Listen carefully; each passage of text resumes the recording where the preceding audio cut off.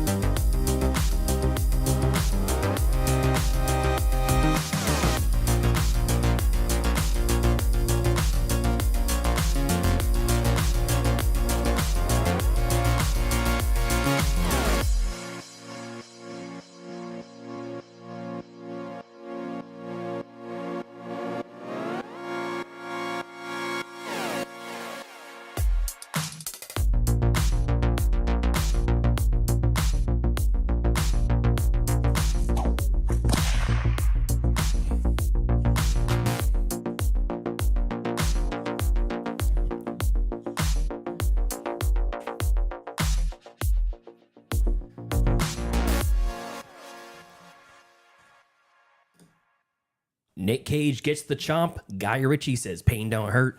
and the founder of the Spaghetti Western database drops some knowledge on the class. Oh, it's time for class. Class is in session! Roll call. Bueller. I'm gonna be late for class. Bueller. Am I hallucinating here? Just what in the hell do you think you're doing? I'm late for class. You are mine now. You belong to me. Did you study for the test? No more complaining. No more Mr. Kimblett to go to the bathroom. Nothing. There is no bathroom. Hello, classmates. Welcome to another episode of Middle Class Film Class. I'm your host for today, Pete. I'm Tyler. And I'm Joseph. And today we have a fantastic show today. Welcome to everyone on YouTube Live and otherwise, and of course, all the OG audio-only classmates in podcast land. Yes, we're here. Episode 1 of Car Chase May. Yeah, I'm very excited. Yes, very and it's excited. May. It's May now, and it's Cinco de Mayo weekend. Yep, Monday's. Oh, it is? Cinco de Mayo's Monday, right? Yeah, it's the 5th. That's when you. Yeah, okay. It's Monday the 5th is what I'm saying. Monday the 5th. Day's the 3rd. Okay, so Monday, Cinco de Monday. Yeah. You know, it's about when they. It's Cinco de Dos today. Cinco de Tres. Trace, that's right. Yes, Yeah, Trace. But yeah, welcome back. What's up, fellas? It's glad to be here in the studio. And Yeah, Tyler, you look aware, present. Your hair looks washed, very well kept, very coiffed.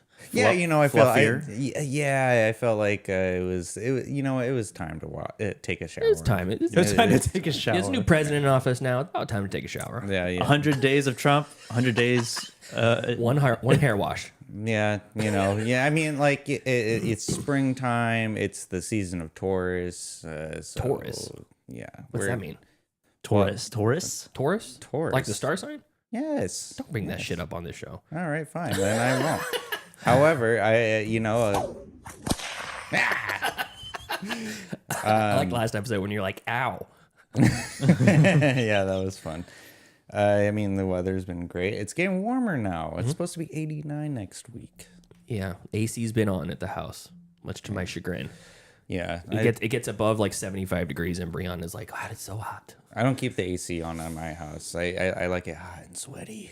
I prefer it nice and warm. Yeah, How about you, Joseph? What's your ideal icy temperature in the house? In the house? Mhm. None. I mean, it depends on the weather outside. To be Well, honest. to be fair, though, Joseph, you live in a place where there's a bunch of trees shadowing your house, so you have a bunch of shade. Ooh. So we got some friends in the chat. Trip is in the chat. Uncle Trip, what's up, buddy? Oh. And Angry Otter in the chat. And Trip says his favorite AC temperature, 68 preferred temperature. Just one away from being perfect. That is that's almost nice. Yeah, almost. That's nice, almost that's a nice. really cold temperature. And I have friends that go like 67, 66. I'm just made of money. Yeah. Made of money. I see it at 72 in my house, and I'm like, okay, it's a little. I could see the dollars going into the energy bill. I mean, Yeah. 68 degrees feels different when it's And we have like angry 50 ot- degrees we have- outside. Oh, yes. Versus Well, 85 angry- degrees outside. Well, Angry Otter's in the chat as well, and so is Angie. It has been a long time. Ow. That wasn't for you. So anyways, we're week 1 of Car Chase May. Well, it doesn't have. Well, you specifically said it doesn't have to be car chase. I wanted to be. I actually did say that. No, you said it could be any chase. I would. No, we specified last week. It Yeah. was- Yeah.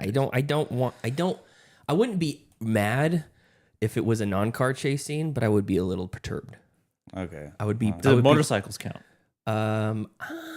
I don't know. Oh, please tell me the motorcycles count Kinda because I was looking at Hey! motorcycle chases. Sebastian from the Spaghetti Western database is in the chat. Oh yeah. He says nothing wrong with a good car chase. And Angry There Otter is nothing wrong. Angry Otter says thermostat set 72 always, hot or cold. Okay. Well, yeah, you guys are all getting it wrong. So speaking of Sebastian, I have later on in the show I have a video pre-recorded earlier today because Sebastian is in Berlin. He's one of our German listeners, and He's the ones who are loving this right now. yeah, that's right.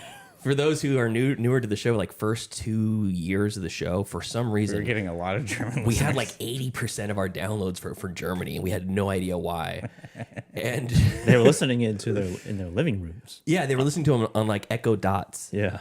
And Oh yeah, that's right. It was and we the- had yeah. no presents. We didn't know what the hell we were doing back then, and it was just like I don't know what the purpose was. Like we definitely don't appeal to really any audience, but definitely not a German audience. We're huge in Germany. Yeah, and then for some reason it just completely fell off a couple years ago. I mean, we considered about making a trip to Germany and doing a live show in front of our German fans. For Oktoberfest, go for the beers and the brats. Yeah. But yeah, no. So me and Sebastian talked this morning and got up, 8 a.m. It's like 5 p.m. 6 his time, something like that, and talked about his website, the Spaghetti Western database. It's like IMDb. It's like the Wikipedia for spaghetti westerns, and we had a great talk, and we're going to play that a little bit later. But first, Find some character in ye, lad. Now's the time for gab and chatter. Gab and Chatter movie news of the week. Tyler, lead us off. All right, so Nicolas Cage starred in a new movie that's in theaters currently, The Surfer. And I just want to give a shout out to our dear friend Bruce Perky, who did a review on this movie. Yeah. And it was a great video. Definitely check that out. Bruce Perky of Cinematics, friend of the show. So Nicolas Cage says from Entertainment Weekly, and Nicolas Cage says sharks and riptides got in the way of surf lessons for the surfer, and he goes on to quoting to say, "I could have died." Could have died.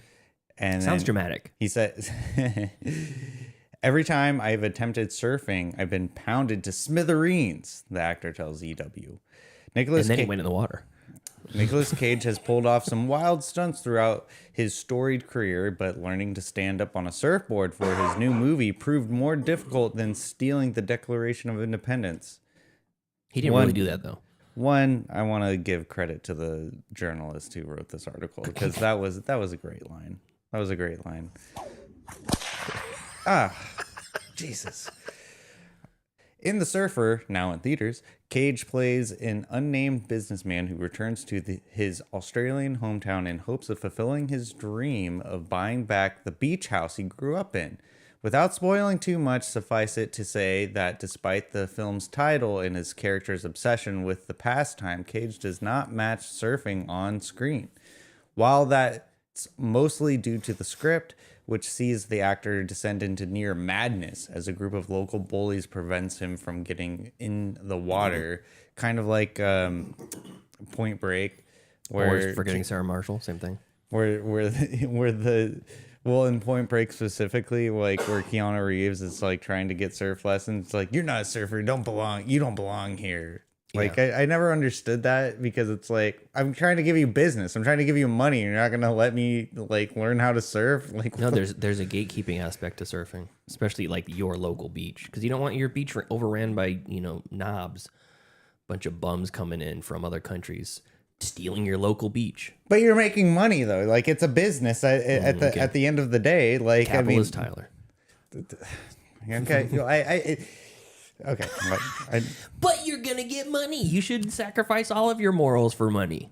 It's a moral to gatekeep surfers from a beach. Yeah, it's a long tradition. All right.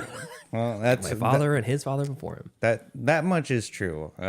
While that's mostly due to the script, which sees the actors descend into near madness as a group of local bullies prevent him from getting into the water. Don't live here. Don't surf here. Well, he's from there though, right? He said it's his hometown. Yeah, he grew up in the beach house that he's trying to buy. So, I mean, I've never seen the movie before. So, I mean, this is just yeah. The Surfer? Yeah. I've heard good things. Yeah. So I think that quote is just honestly a really well. This is what Nicolas Cage has to say. Lorcan and I talked at length. Lorcan being the person who directed the movie. Lorcan and I talked at length about it. He knows that I wish I could have gotten to that point.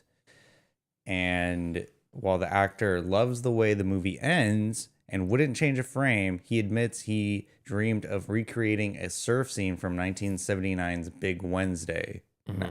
Now, I'm assuming that it's probably... I've never heard of Big Wednesday, but I'm assuming that Big Wednesday is... Big Wednesday. Did you look it up for the show? Because it's in your article. No.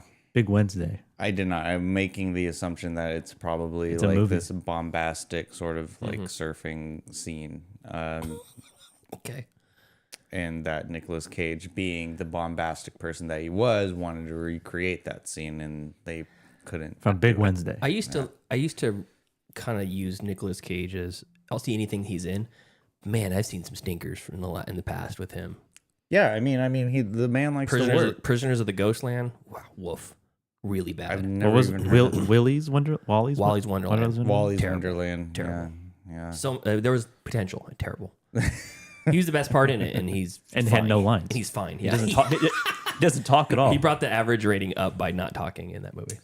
Yeah, so I mean, I'm not going to go through the whole article, but basically the idea is that Nicolas Cage, while he was preparing for this movie and like filming the movie, that he just the location and where he was at, he just kept getting blown apart by the waves, and like they were just, To me, it sounds like a cop out. He's like, "Oh, I would have learned how to surf, but there were sharks." that is a really good impression of It Nicolas really Cage. was not an impression. I was just Oh, that's just how you sound. Is he in the room with us? like, I feel like he just goes, "Yeah, there's sharks out there, and the waves were crazy, so I could have surfed in the movie, I but I mean, didn't." the man said he was blown to smithereens. Pounded. Pounded to smithereens. from the rear and but to smithereens. Yeah.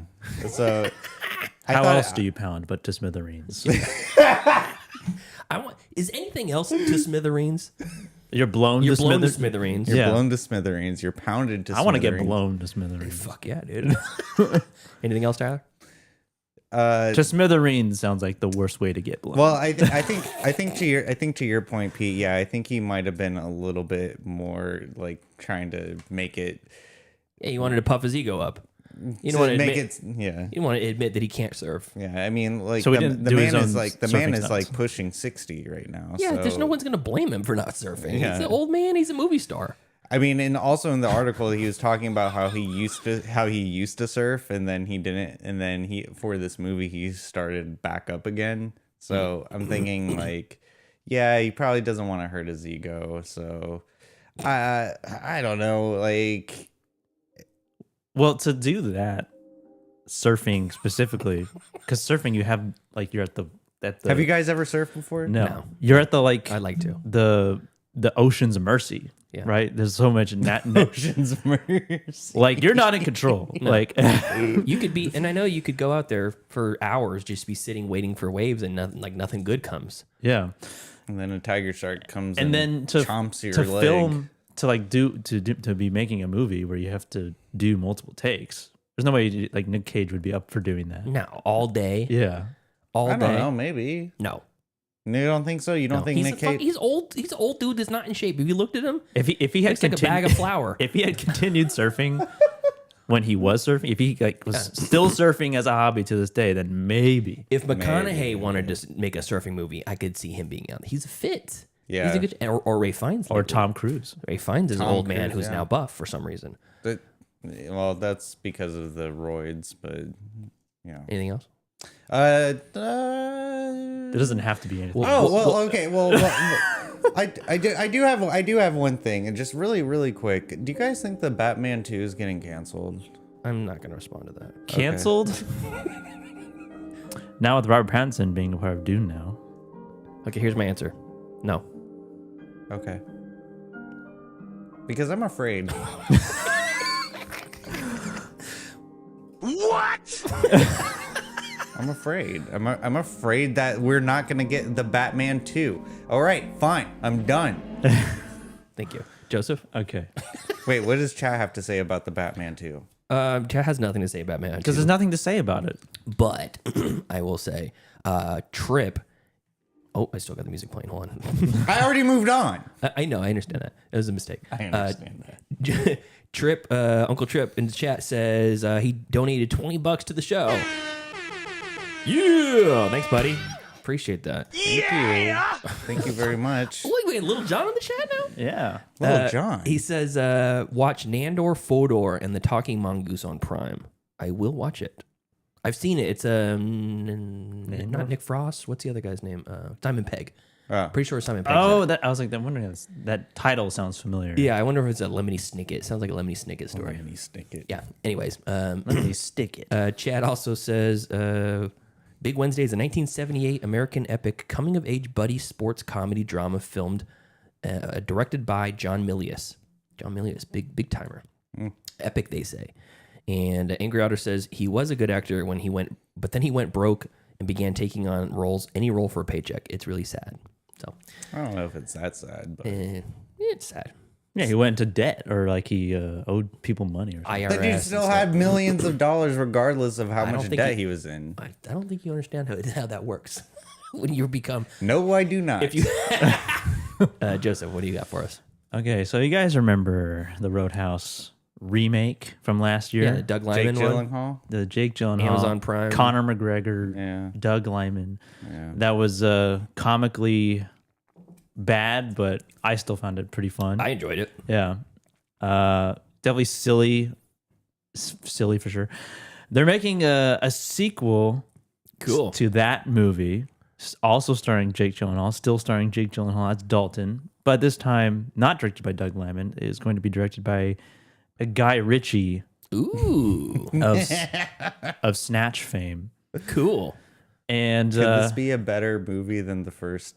a Snatch. one? He's directed Snatch, the Sherlock movies. He has a movie coming out next month, I believe, on Apple. Rock of Ages or two? Didn't he do Rock of Ages or whatever that one is? Tom Cruise. I called? don't know. Camp Rock. That's a Disney movie. That is. It took me a second to realize that. Yeah, he's got a movie coming out next month called Fountain of Youth, starring John Krasinski, and he's also worked with Jake Gyllenhaal before in a movie called The Covenant, an Amazon MGM movie. Covenant was recommended by somebody. I can't remember who it was. It was a good Western. There's another movie called The Covenant, but from like the mid 2000s. Yeah. That's about like teen witches or something. Yeah. Are you sure that's not the Covenant? The Coven? Is it?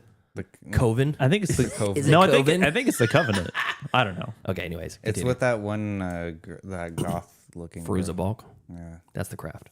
Oh, The Craft. That's what I was thinking. But yeah, so he's that's gonna come out eventually with a sequel to this movie, which I don't know if anybody really wanted. I wanted a sequel. I want Gyllenhaal kicking ass again. I don't know. He didn't say pain don't hurt. I wonder if it's going to be a remake of the original Roadhouse sequel that came out in 2006 Oh shit, maybe. called Roadhouse 2: Last Call, which I've never even heard of until today. Yeah. There's a hilarious mix-up with us. Yeah.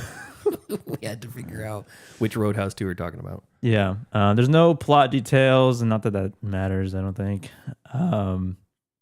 But yeah, I mean, like Guy Ritchie in general. I haven't seen a whole lot of his newer stuff, but I really loved Snatch, Lock, Stock, Two Smoking Barrels. I like that. I'll forever owe him a debt for those movies. Did you see the Sherlock movies? I did not. I've So seen the first one. I think. Yeah, I saw the first one too. I mean, like, he's competent. I mean, The man who directed Snatch and Lock, Stock is competent. I guess some are saying he's competent. He can make a movie from beginning to end. I'm just saying he can make a movie that isn't like the first remake of the Roadhouse movie. I mean, like you said, Pete, he didn't say "pain don't hurt." Like that's the best line in the freaking movie. Tyler, get on that mic. It's the best line in the it's the best line in the movie. Like that whole sequence of events where Dalton is in the hospital getting stapled up. It's pretty great, but also when he's talking about how he has a master's in philosophy. Yeah, he went. That's also pretty good. He went to NYU. Like, I don't know why that's on his medical records because it's not. He doesn't say that. Well, he says his major, but she says, "So you went to NYU? What did you study? Philosophy." It's like, why does his education matter in getting staples from a stab wound that he got? I feel like Roadhouse is the movie that you remember the most. Yeah, he remembers every bit about it. Yeah. You can name all the moves that he does with Tai Chi. I don't know what like makes love in front of the blind kid. Doug Liman. I think we talked about this when it came out last year, but it was supposed to be in theaters, and everyone was paid as if it was going to be in theaters, and then Amazon switched it, and then nobody got compensated. You got to think like what it was probably the test audience. Daddy Bezos fucked him. Lyman didn't get a cent. Jake Gyllenhaal didn't get a cent, and the producer didn't get a cent from 50 million people watching Roadhouse. Tyler has a scent, that's for sure. I do. Yeah, it's very musky. Sorry. Well, I'll watch it. I mean, I was gonna watch it regardless, but now that it's Guy Ritchie, I'm into it even more. It might be. I mean, Guy Ritchie has kind of shifted his vibe quite a bit since Snatch and the Sherlock. Well, I'll tell you this: if I like this one, I'll go back and watch Sherlock's. Yeah, maybe. I mean, I will. I'm just telling you now. I think Robert Downey Jr. He plays a really good like snarky asshole, and That's fine. And it was, yeah. I mean, that's fine. Yeah. And I don't have any desire to see the Sherlock movies. Well, I mean, there's no desire, but like, I mean, if you come across it, like, it's not going to be a waste of time. Okay, well noted. Not waste of time. Not a waste of time. I didn't feel like I wasted my time. Cool. Yeah, they're not calling me either, those Sherlock movies. Yeah. I've seen parts of it, and I'm like, this is it's like the Guy Ritchie vibe, but like even more embellished. Well, like the Gore Verbinski Lone Ranger movie, like no desire. Ooh, yeah, no desire. I do not have a desire to see that one. Is that the Johnny Depp? Yeah, Johnny Depp and Army Hammer? I don't know if it's Army Hammer. Is that Timothy Armie Olyphant or something. I think it's Army Hammer. Armand Hammer. What kind of person names their first child Armand when your last name is Hammer? Because they own Armand Hammer. Yeah, because they own Arm and Hammer. I'm just saying, before the company existed, someone had to be named Armand Hammer. Somebody? Yeah, like Armand. I guarantee Armie Hammer is not Armie Hammer the first. He's probably Armie Hammer the It fourth. comes from a long line of Army Hammers. I mean, I'm a third of the P to betas. You are? Yeah, I'm not a third technically because our middle name's different. My dad's name is Pedro, but Yeah. Pete, Pedro. There's a whatever. hip hop duo called Armand Hammer. I bet you $10. It's Armand Hammer, the guy that founded Armie Hammer. Armand Hammer baking soda probably was also named Armand Hammer. Armand Hammer was an American businessman and philanthropist, the son of a Russian Empire-born communist activist. Hammer trained as a physician before beginning his career in a trade with the newly established Soviet Union. So someone said, I'm going to name this guy Arm and Hammer. Yeah. I mean, Armand. Armand Hammer. It just- could be Armand. I mean, like, you know, they created this empire of Bisodium phosphate. yeah, Army bisphosphate. Hammer's great grandfather eventually did come to own Armand Hammer, but the brand is definitely 100% not named after him. What? Bullshit. That's like finding out that German chocolate cake was named after a guy whose last name was German. That's like your dentist being named Crentist. Apprentice. Yeah. I saw that coming. You got anything else? I got a kind of a long clip to play. No, I don't. All right. Roadhouse 2 coming. Guy Ritchie on the way. Yeah! Okay, so for my segment, no news story, but I got a hold of a gentleman named Sebastian who was in the chat earlier. I don't know if he's still in the chat. He is the founder, proprietor, owner, operator of the Spaghetti Western database, the SWDb. Oh, yeah. Very similar to IMDb or IMCDB, which is the Internet Movie Car Database, which I use often. And I reached out on Blue Sky and said, hey, I'm looking for people who know something about spaghetti westerns, because I don't. And we're getting ready to go into this spaghetti western April, the entire month we're talking about them, and I don't know shit. And somebody tagged him, and we started communicating. We couldn't get a hold of each other earlier in the month, so it's a little bit late. But I think it's perfectly appropriate. And we had a talk this morning, so I want to go ahead and play. Joseph, can you do the commentary clip? Yep. All right, let's. Oh, Sebastian, do you go by Seb or Sebastian or what? Both is fine. Thanks for having me. Okay, yeah, likewise. So, Spaghetti Western Database, that's your thing. That's the site I started in 2004.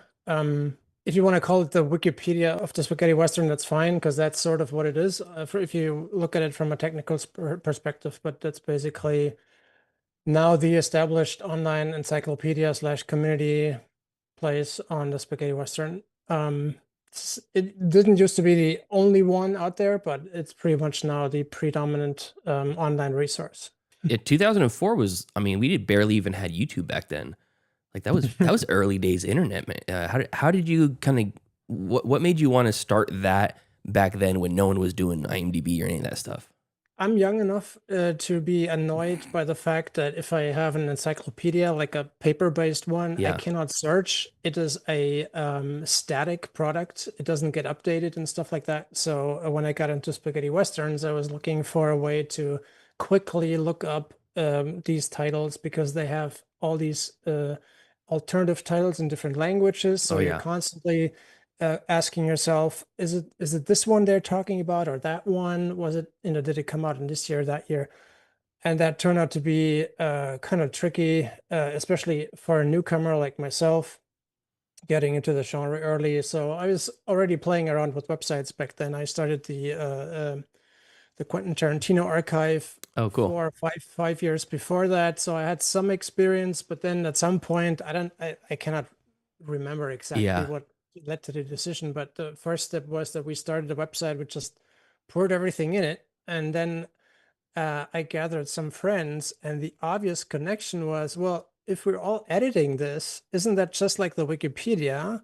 And well, their software is free, so why don't we just use their software? So Oh, that's okay, how I it see. started. Interesting. Yeah. So, and was Quentin Tarantino kind of your gateway to spaghetti westerns?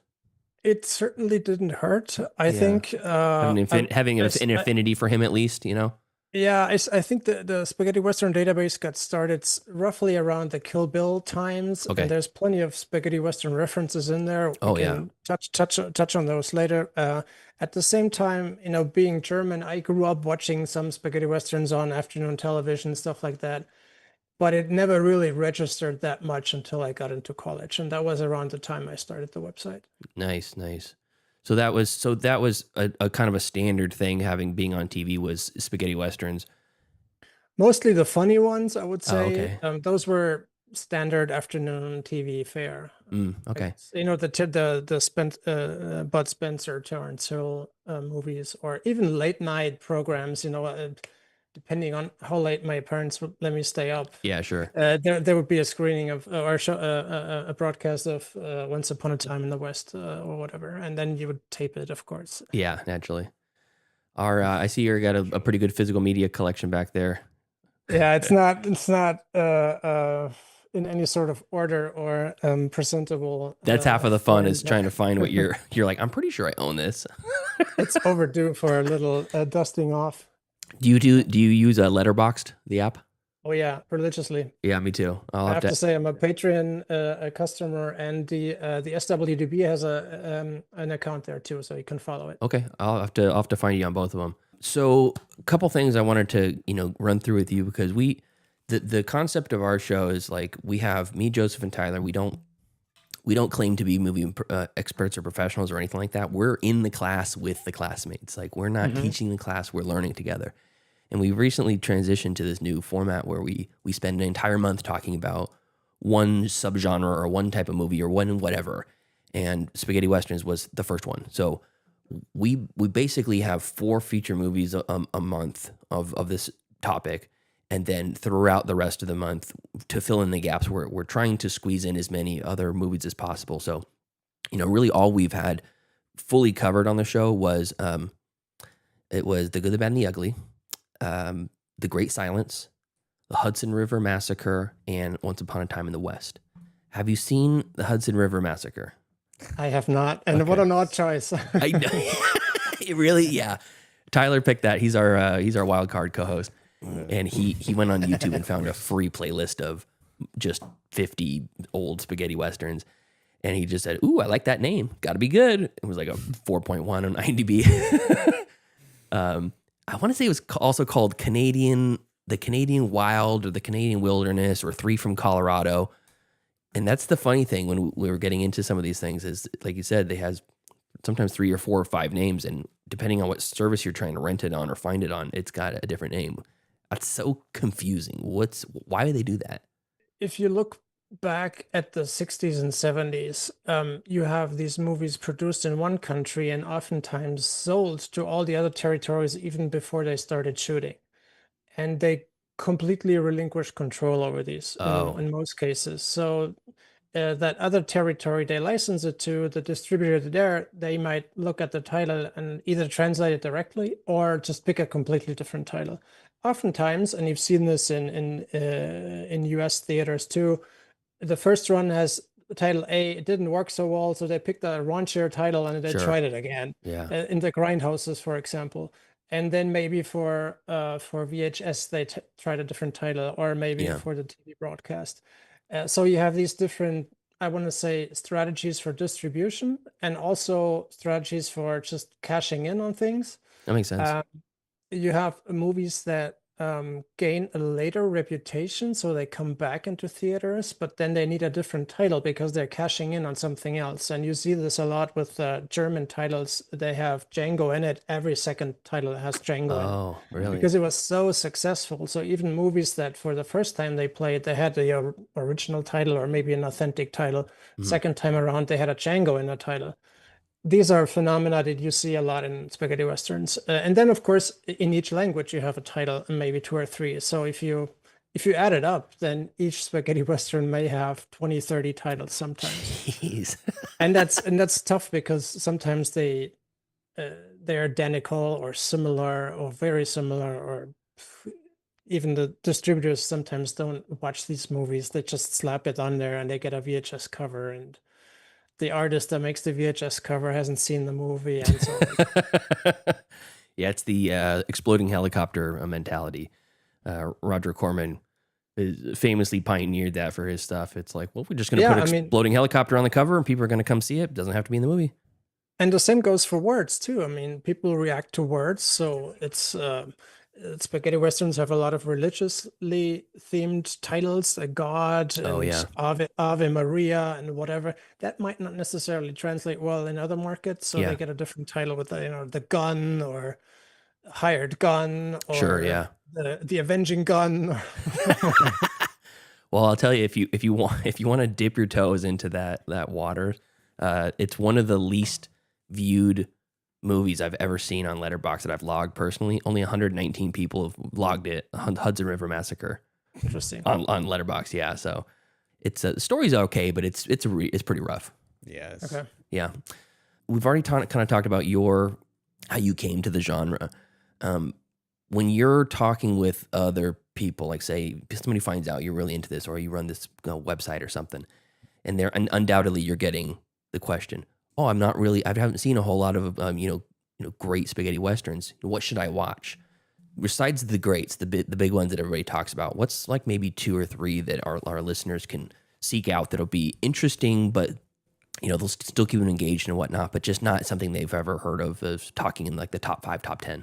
What do you think? I know your website's got some really good editors picks, too. So I encourage our listeners to go there. We do the alternative top 20 and stuff. I mean, I think it depends a little bit on whether you like the gritty, violent, sinister stuff like I do, or if you like more the lighthearted, comedy-esque things. How about one of each? Because I tried a comedy one time and it wasn't good. I didn't like it at all. I don't like them. I can give you a few titles, and I think each one of them has its merits. So one is, if you like it really sinister, almost gothic horror type, God Said to Cain is a really good one with Klaus Kinski. God Said to Cain. Okay. That's a good one. Then I think that's almost a favorite is The Mercenary. Okay. With Franco Nero and Tony Musante. It's got an amazing soundtrack. It's got 3 showdowns in a row. Cool. It's about the revolution, and it's really nice. And if you've ever seen Kill Bill, you will obviously recognize the music. Oh, great! Because Quentin likes to take soundtracks from spaghetti westerns. Mm-hmm. Then, if you want to see the early days of Bud Spencer and Terrence Hill, who would go on and do comedy westerns and then comedy movies for the rest of their careers, God Forgives, I Don't is a really interesting one. I've heard that title, but I don't know anything about it. Or I Forgive, You Don't, or whatever. I think it is God Forgives, I think. Yeah, for the most part. And then if you like a really good revolutionary Western, that is really overlooked, I think, and not talked about it enough is To Paper. And it stars Orson Welles as a Spanish general or Mexican general. And That's that alone is something that not a lot of people are aware of. Good. And a real, I want to say a real nugget is a movie that has a super interesting title too. It's called, or one of the titles, we talked about the titles. So one of the titles it goes by is At the End of the Rainbow. And it's hard to track down in English. There's an English dub, but it's hard to track down. Okay. And that's a real interesting one too. At the End of the Rainbow. Yeah, and then another really interesting one, because you gotta keep people, you gotta hook people, is Blind Men, starring Ringo Starr of the Beatles. Wow, really? He plays a blind gunslinger looking for 50 women that got stolen from him or whatever. That the premise alone should people. Yeah, the star in the premise, absolutely.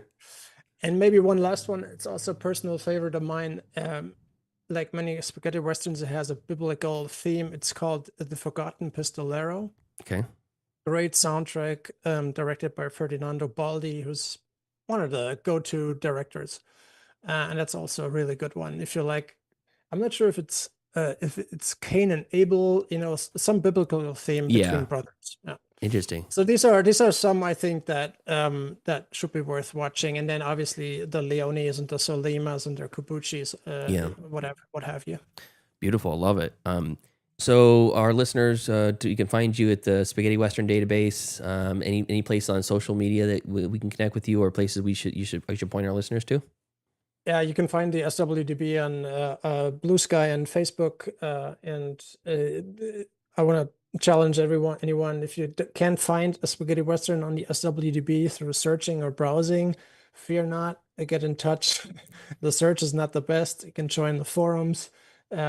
We have a reputation for helping people track down stuff that they saw as a kid, and they only remember this scene or that scene. There's always a bunch of guys who are like, oh, it could be this one, it could be that one, and a couple of weeks later, that was the one. Thanks for helping me out. Oh, I love that. We do that all the time. And if you need recommendations, you mentioned the top 20, the alternative top 20. We have Quentin Tarantino's top 20, Alex Cox's top 20, and a few more ways and avenues for advanced or beginners to get into the spaghetti western. Beautiful. I love it, man. Again, thank you so much for joining us on the show, and I appreciate your time. Thank you for having me. Yeah, talk to you soon. All right, talking to you. Bye. All right. So that was Sebastian from the Spaghetti Western Database. Dude's a wealth of knowledge.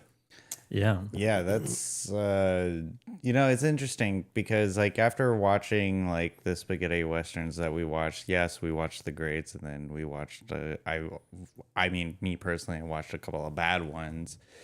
It's interesting that some people will latch on to like a certain genre of movie and just like have such a passion for it, as much so as starting a database. Yeah. Sebastian's in the chat still. He says, thanks for having me. Awesome, man. Yeah. And thanks for being here. Stop by whenever you want. We're every Saturday. So whatever time it is at your place, it's probably 2 a.m. or something. Yeah, I was gonna say, Sebastian, go to bed, man. What are you doing up? Well, I guess it's Saturday. Like The night. night's just started. Yeah, It must be like 9 or 10 hours ahead. Yeah. 8 o'clock is 5 there. So yeah, this was 9 o'clock when we started. 9:30 when we started streaming. Yeah. Yeah, it's time for bed, Sebastian. Trip loved it. Trip loves Sebastian. Yeah, well, Hell he's, yeah. Yeah, he's a great guy. He's very articulate, and he's a go-getter. Can you imagine like early days of the internet? That's what I was thinking. Yeah, like 2004, he said that he made that. Like I remember YouTube just like blossoming. Yeah, in those early yep. days, and I mean discussion forums were kind of a big thing from like 05 for me to 05 to like 2012 or whatever. Mm-hmm. Yeah, It's the Mark Zuckerberg of spaghetti westerns. Yes. Drop the. It used to be the Spaghetti Western Database. Yeah. Now it's just Spaghetti Western Database. Yeah. So, anyways, we've gone a little bit long on the Gab and Chatter. How about we get into some streaming picks? Sweet. Movies.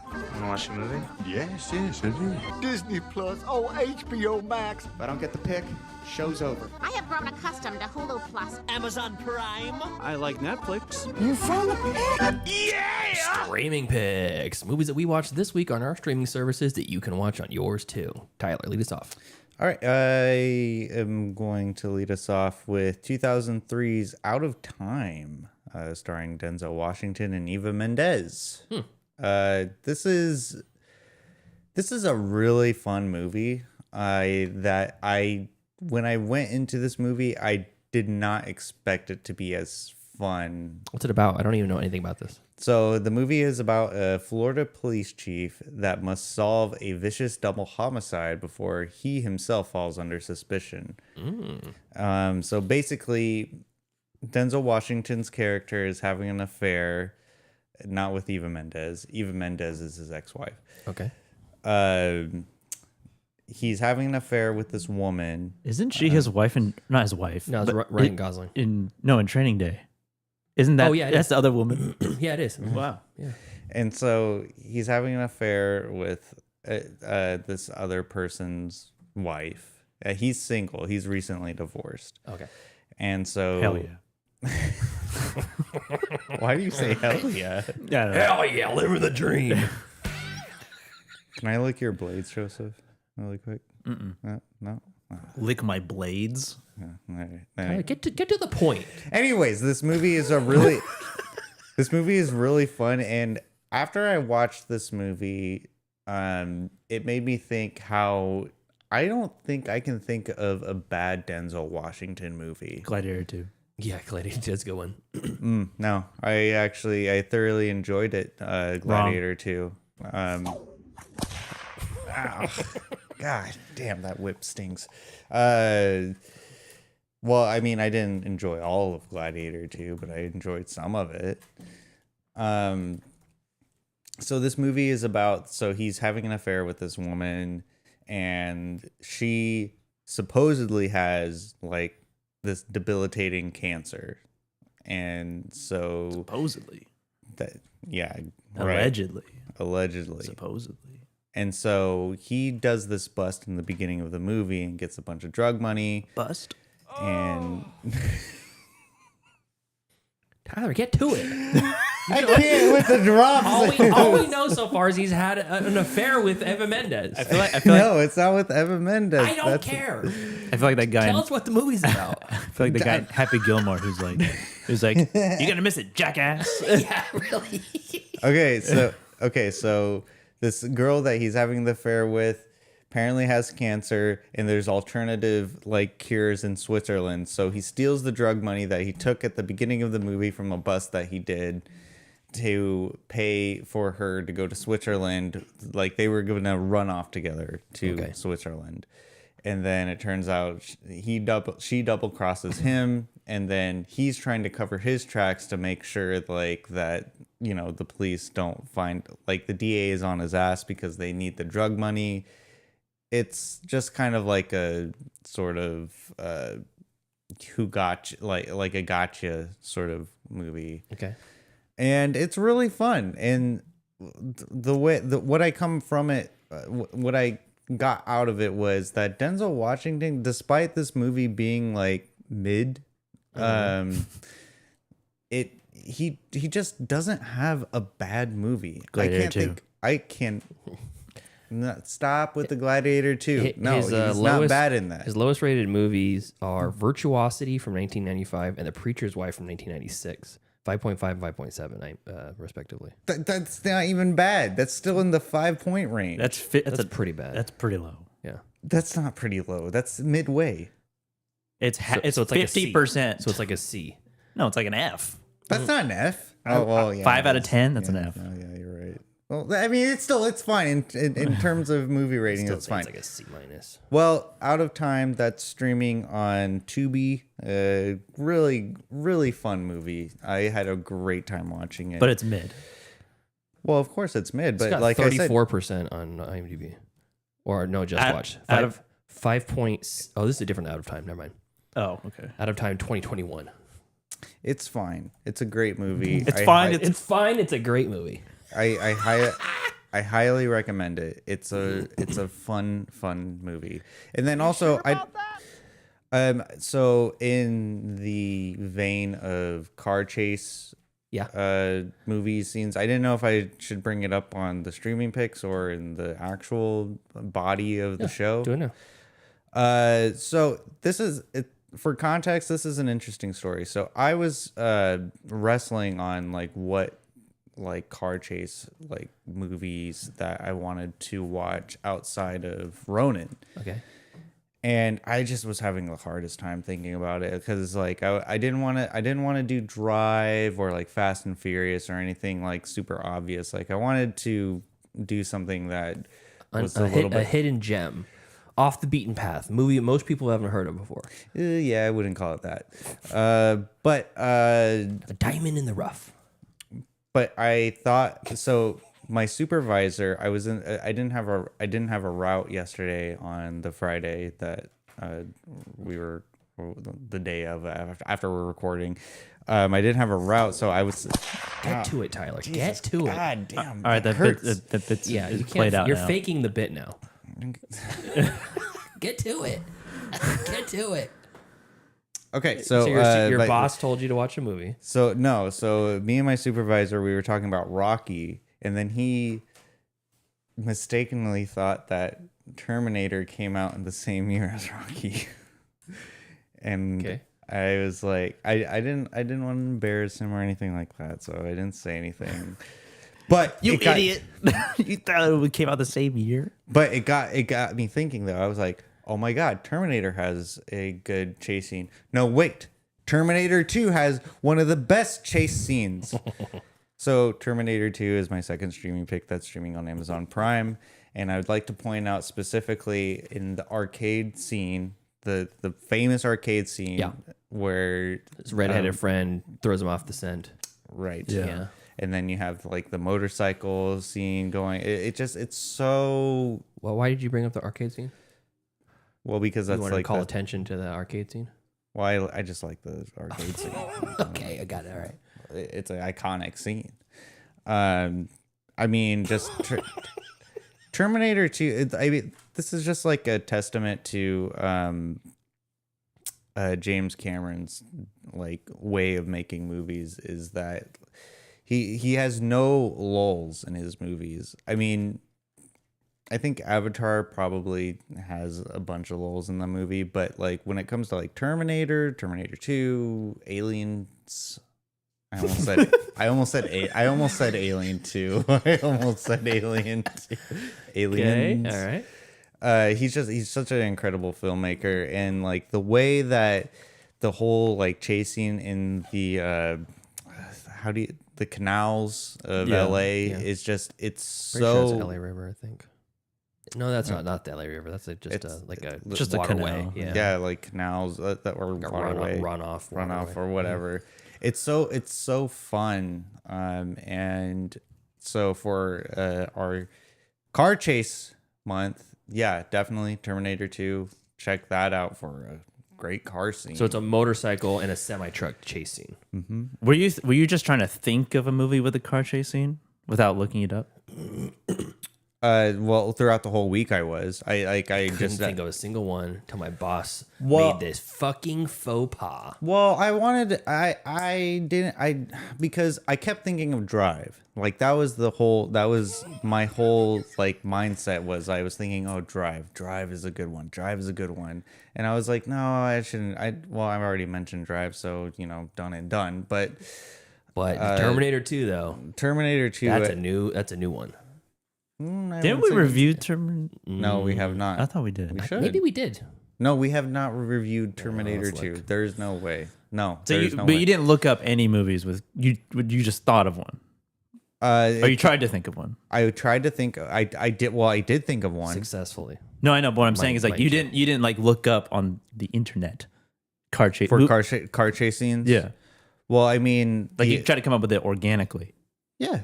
Oh, okay. Yeah, and so it was funny. It was just like after like my boneheaded supervisor said, "Oh yeah, I can't believe Rocky. I can't believe Terminator won the Academy Award." We reviewed it in November 16th of 2022. We reviewed Terminator 2. Yes, it was episode. I don't have an episode number on it. Judgment Day. Oh my god, that's crazy!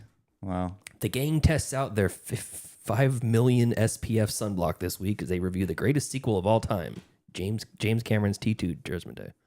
Wow. Okay. Okay. Well, Anything else?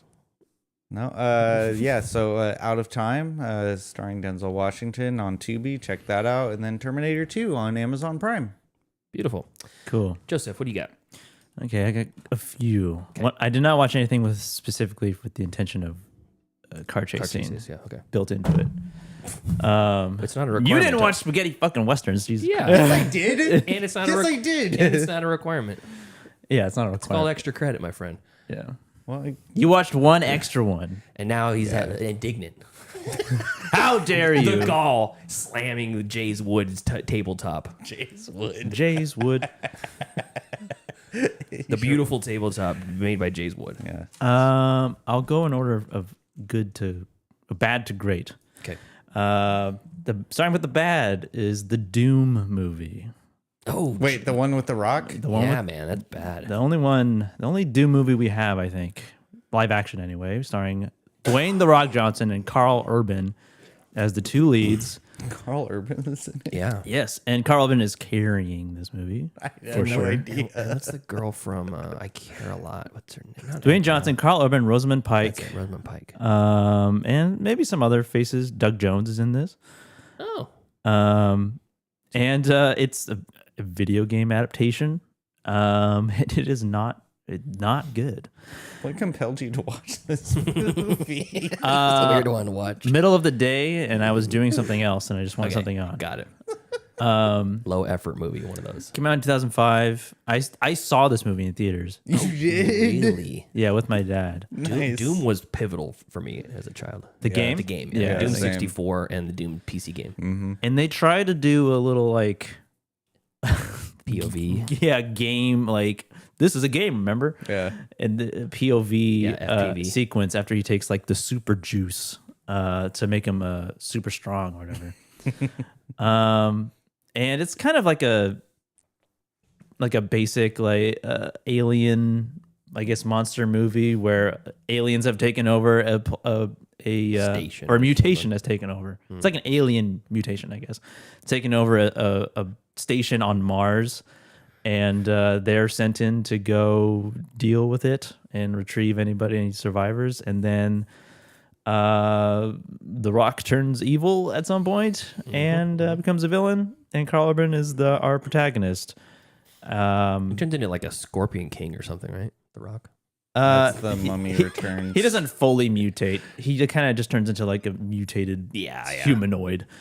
I'm But yeah, joking. it's no, that's not. It's not great. It's not very good. You gave it 3.5 stars, Pete. I must have been stoned off my ass. Let's see when what- I did that. And you wrote a review. What is that? For this era of movies, this is great fun. The 5 minutes of POV action while Carl Urban kicks demon ass is hard to beat in that era. For that era, it qualified beginning and end. Chad For the era. Wilfong give you a like.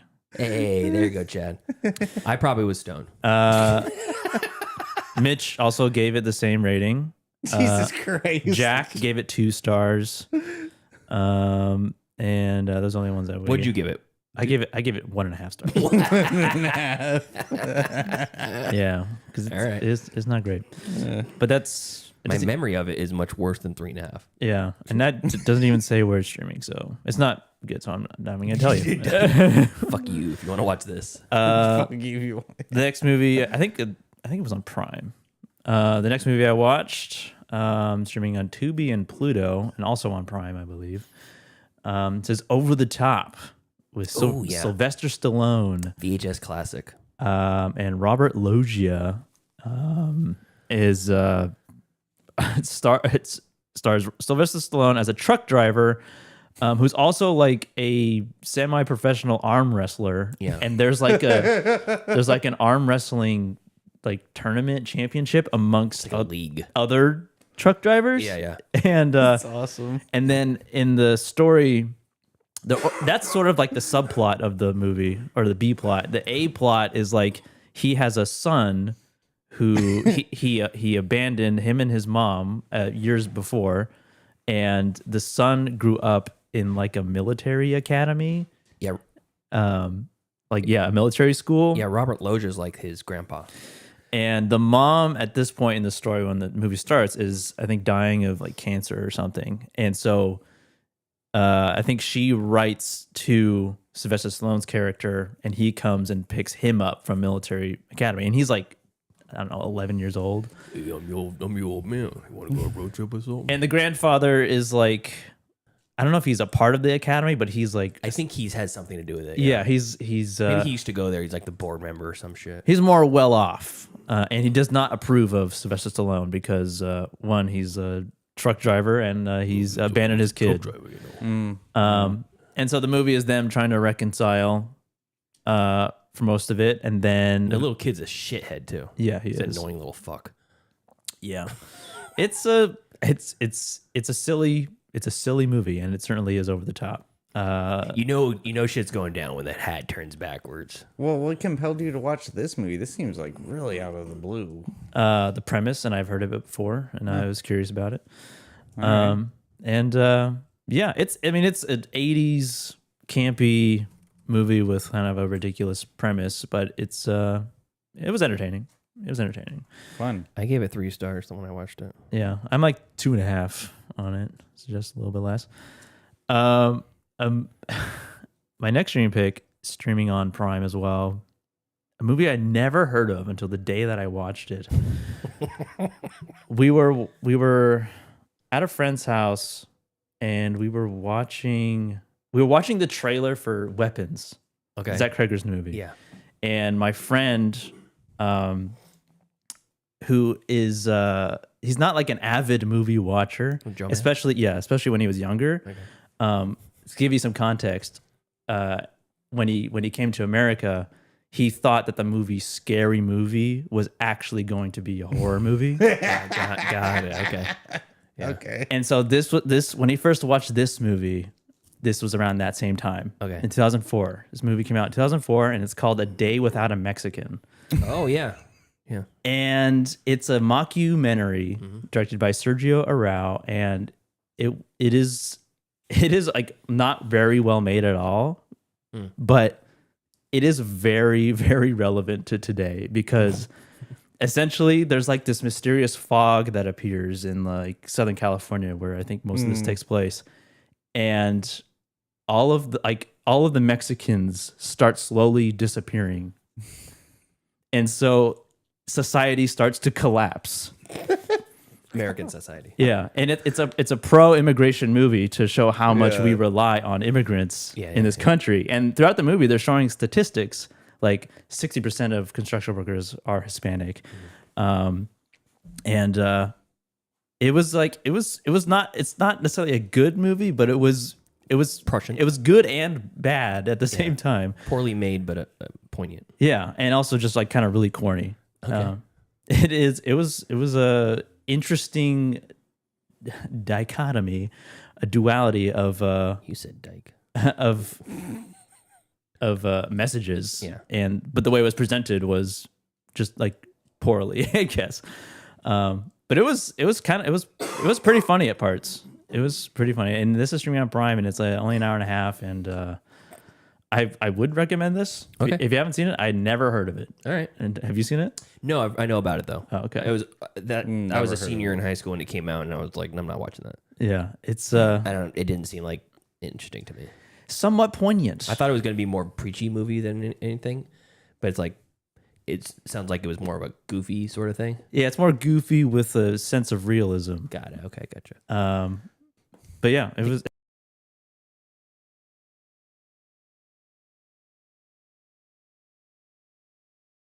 Disconnect because my phone tried to connect. What happened? It says disconnected. Stop because I saw it ticking. Ah. Yeah, so go ahead and just save this one. Oh, Yep, there it is. don't send. Don't send. All right. And we're still live. You guys still hear us, right? Mhm. Okay. Bear with us for a second. Yeah, I think we just need to quit the Audacity and restart a new one. Should I save this first? Yes, please. Ba-ba-ba. Yes, please. I don't know why it does that. Your phone trying to connect? It'll make that little chime sound that it just did, and it says, "Do you want?" Okay, I'll quit. It this. asked me if I want to connect my phone as a secondary mic, like a remote mic. Okay. But then it does it anyways. We lost sound for a sec, apparently, according to Otter. Yeah, I say no, I don't want to, and then it does it anyways. All right, we're back. Cool. Okay, we're back. Okay.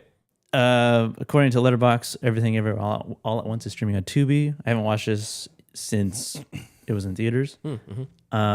Still really fucking good. Still really, really like compelling and emotional. Yeah, I mean, I feel like I've talked about it when it came out. Yeah. Just it's definitely like sillier than I remember. And looking back, I'm like, damn, this took the Oscars. That's I know. That's crazy. It really isn't bizarre that it won everything. But it's really, really good. And the emotional scenes still hit pretty hard. High recommend for that one. And then for my last one, not streaming currently, I went and saw Sinners, Ryan Coogler's Sinners. Right. And I'm not going to talk about the plot at all, but it is really fucking good. Nice. It is really, really good. And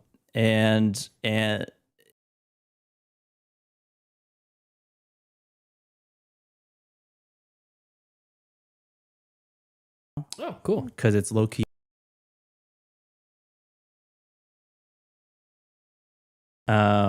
You wouldn't like it because it was black people in it anyway. Oh, hold on there. Just Hold kidding. your horses. The pre-show is leaking into the real show. To be honest, though, I did expect you to have that reaction when I said musical. Yeah. But like, it's If it's not Miley Cyrus, I don't want to hear it. there's says a Tyler. there's a sequence. I do like Miley Cyrus. There's a sequence in that movie, though. I mean, there's several great sequences in that movie from beginning to end, but That's Michael B. Jordan who's starring that movie, Yeah. right? Two times. and Delroy Lindo. Delroy Lindo. But there's one specific sequence, and you'll know it when you see it. That is just so incredibly well done. It's I've heard so many good things about the score, the soundtrack. the score, yes, and then the fact that part of it feels like a musical. It's like 1/3 a musical. Really? Is fantastic. Like when those sequences come up, it's just so captivating. And the vampire aspect,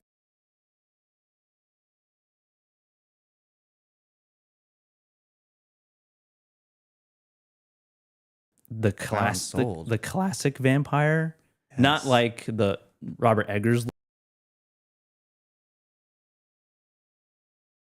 design of them. That's very subtle in their design, but it's really, really well done, and it just looks and sounds just phenomenal. And Cool. I can't wait. because you can watch it as just like the vampire movie, but there's so much to unpack in the story, and yeah, it's just really, really well done. And I went and joined you and pre-ordering that 4K. Oh, cool.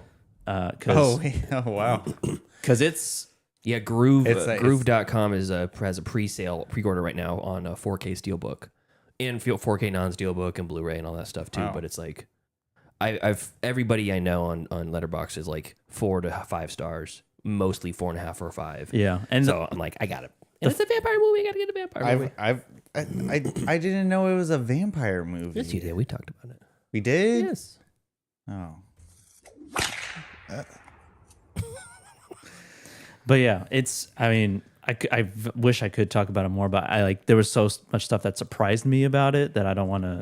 I've been really trying to avoid anything. All I know is that Michael B. Jordan, Haley Steinfeld, Delroy Lindo. yeah. Hold on a second. Where's my Wait, you said you pre-ordered the Steelbook. Lindo? Wait, Pete, you said you pre-ordered the Steelbook, though. You haven't seen the movie yet? No, it's called A Blind Buy. Fair enough. That's why I said Fair that. enough. Yeah, but you go into movies expecting to like some of them.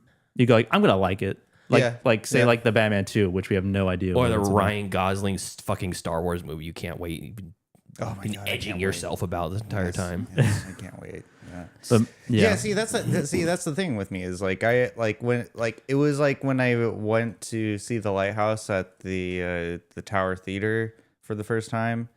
I already knew I was gonna like it. I was like, yeah, I'm gonna like this movie. Like there was no apprehension. Okay. It's a dangerous game because you Yeah. set yourself up for failure. Yeah. Yeah, I like doing that. It certainly tracks. Anything else? I mean, I could go on and on, but I can't wait. it's Yeah, I'm sure you could. Maybe the I'll go see it tomorrow morning. We'll see. yeah. The further I've been removed from it, I saw it on Thursday. It's just like the more and more I want to revisit it, and the more I've like appreciated the music and everything, like the certain sequences. Cool. of it, you know, Nice. just rattling around in my brain. But yeah, Sweet. that's it. All right, cool. So my streaming picks, I'll make it fast because I had a lot of bad ones. Oh, A lot of bad movies this week. that's not good. Yeah, I know it's not good. I've caught up though on a good one that Joseph recommended, The Order, streaming on Hulu. Nice. Yeah, starring what is his name? Jude Law, Nicholas Hoult, Ty Sheridan. Oh yeah, Journey the Jude Smollett. Law movie. One, Yeah. And great. I thought it was wonderful. Yeah. Lot of fun. I was expecting a little bit more, and I don't know why, just because I think everyone was gushing over it. But I think this is more like a hidden gem than it is a fantastic movie, because it's just shot well. It looks good. The acting is on point. Nicholas Hoult as a villain, a white supremacist, is really good. You know, he tends to play these very likable characters, short of the war boy in Fury Road. And even that, you kind of like him at the end. He kind of has a turn. But in this one, he plays an absolute, like fanatic Aryan Brotherhood, white power piece of shit. And but you almost like, I'm not saying you should respect him because of the white power thing, but he's so dedicated to his like cause that like the third act, I was kind of shocked with the way it went and the way the decisions he made in the third act. And I'm like, damn, this guy's really is bought into this shit. Yeah. You know, and it's even scarier when you think of it like that, because these people are like, I mean, they're literally willing to die just because they don't like black people. Like, that's how much hate must you have in your heart to like be willing to give your own life because another person exists? What? It's right. Thank you, Lil Jon. Yeah. So this is just directed by Justin Kurzel, who directed the Michael Fassbender Macbeth. He also directed Assassin's Creed in 2016. Also was Fassbender. Yeah. Nitram from 2021, which was a kind of a runaway hit in I think it was set in Nitram? I thought it was Nitram. Nitram. I don't know. I don't know how it's pronounced, but Nitram. It's Martin spelled backwards. Whoa. Yeah, and it's and it's set in Australia. It's like a school shooter in Australia or something like that. I think something Nice. I can't remember, but Jack seemed to love it. I think everybody I know who watched it loved it. So this guy Justin Kurzel, up and comer. Yeah. We'll see what he does next. But The Order was really good. Yeah. Kind of feels like it came out of nowhere. Yeah, didn't get a whole lot of fanfare, didn't get a whole lot of advertising, but I like that a lot. I rewatched Signs. I rewatched The Village. We had a little Shyamalan mini-thon. Both very good. Still really like them. Yeah. I am a Village apologist. Love The Village. Yeah, I don't get the hate for The Village. I don't either. It's fine. It's if you take fine. it from a cultural standpoint, in the moment, I think people were tired of the quote-unquote twist. They're like, oh, how convenient. Yeah. But of all the twists... Village before or after Signs? Well, let's see right now. It was Signs was 02, Village was 04. Yeah. So I think there's just a little bit of fatigue. Maybe some Shyamalan fatigue, but of all the twists that happen in his movies, or all the reveals, or whatever you want to call them, I feel like that's probably the one that could actually happen the most. I could see a rogue billionaire setting up a nature reserve, and like making it so you've like protected airspace so planes can't fly over and see that there's a village there, and that there's an isolated group of people that are removing themselves from society. Like, I can see all of that happening. It doesn't seem that far-fetched. No, I mean, it's out of everything that he's done, like that one is like, one, the most plausible. Two, I mean, I'd put it, Jesus Christ, like next to The Sixth Sense. The what? The Sixth Sense. He's talking about in his rankings. So anyways, not going to talk about those anymore. Loved them both. I watched a movie that was recommended to me by previously mentioned on the show, friend of the show, Bruce Perky, and a couple of cinematics guys, Dead Male, streaming on Shudder. And this is a new release, relatively new release, 2024. I think some people are really going to love this, but I was completely missed me. Almost completely. Yeah, I really had a hard time enjoying this, but I liked the stuff that they were going for. Basically, it's a story about a mail sorter. It's that they're basically their idea. The phrase "dead mail" means it's like a piece of letter or a piece of mail that goes to the post office that has an obscured address. Yep. And they can't determine where it is. Do you deal with this, Tyler? Oh yeah. So what's your company's? Do you have a whole department for dead mail? Return to sender. That's it. Yep. You don't even try. Nope. you don't even try to read it. In this one, they show this whole process where they will try to backwards engineer where this is supposed to go based off of context clues. Too much effort, but okay. Yeah, exactly. Low effort, Tyler. I'm not the one dealing with it. You're happily agreeing to it. Of course I am. So, anyways, and that part I thought was really interesting, and it's like a hyper realized version of that, of like a real life thing, and I think it's actually based off of a true story too.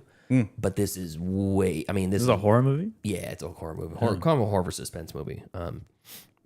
It was Anthrax. Oh, looks like got some sound issues. Sound issues. Is it still going in and out? Yeah. Can you guys hear us now? Can you hear me now? Can you hear me now? Can you hear me now? Can you hear this? What? No. Well, fine then. Maybe we'll have to. Oh, we're fine now. Okay. What? You don't do that. Thanks, Trip. Scare me, Trip.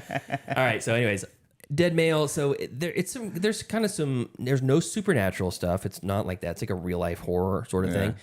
And the guy at the beginning, who's the guy that finds the recipients of the dead mail, he says he gets a letter that has what looks like maybe blood, but it actually ends up being like dried epoxy that's red all over it, and it says, "I've been kidnapped. I'm being held hostage. The person who kidnapped me is blank." So they're trying to resolve this thing, and they don't know if it's a joke or whatever. Oh. And if I saw that on my package, I'd just be like, exactly. I'm sure you would. No regard for human life whatsoever. Nope. I wish I could say I was surprised. And what you get is this hostage situation where this guy's kidnapped and he's being held in this guy's like basement or garage or something like that. Into what it is, and it's all hovering around synthesizers.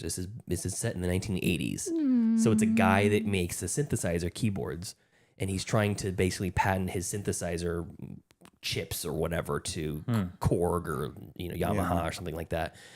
And he gets in business bed with this guy who wants to like get in on it, and he says, "I think you got something special." But then when he tries to leave and go elsewhere, he's like, "You're not leaving," and he chains him to the freaking bathroom toilet or whatever because of the synthesizer. So it's kind of funky, and it's a shot in an interesting way. But I just didn't do it for you. It didn't do it for me. So if that sounds interesting to you, and it's definitely indie, low budget horror, so support that. I'm glad. Next one up, Cast a Deadly Spell, 1991. This is a recommended from Joe Bridges. It's a fantasy noir set in like the 1940s, 1950s, something like that. Yeah, 1940s, Los Angeles, where everyone uses magic. And you know that because on the title screen it says Los Angeles. In case you didn't know. Yeah, and it's a hard-boiled... Just to give you context. Yeah, it's a hard-boiled detective story with Fred Ward as the lead, who is Kevin Bacon's business partner in Tremors.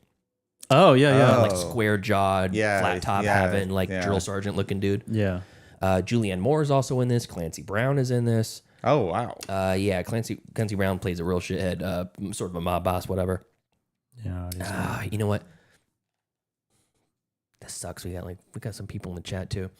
You want to quit this stream and start a new one? Do you want to do that? Let's do it. Let me finish my streaming picks. Let's just finish the show. Yeah, I'll finish the streaming picks and then we'll do it on the break. Okay. Because it's got to be from what happened before. It had to be. It's gotta be. Oh look, and it's not even. Oh. It's not even recording down here. Shit. It went Son of a bitch! It only went for like a minute. Oh, great. What is going on with this? We We got tech issues, guys. Sorry. I might just have to like turn my phone off from on these shows. Even if you turn Bluetooth off, It is off. like completely off. Yeah, Bluetooth and Wi-Fi even is off. That's crazy. I don't know how it even would connect. I And I should got to turn cellular data off too now. just throw that out the window. Yeah, I'll just that's a bummer. What should I do here? Quit Audacity? Yeah, quit Audacity. Okay. I only got a minute of it anyway. Well, this is still rolling. Yeah, go ahead and stop that. Stop. We're gonna stop the stream. We'll start a new one. Yeah. Stop recording. Okay. Stop Boom. recording. Yep. Stop streaming. See ya.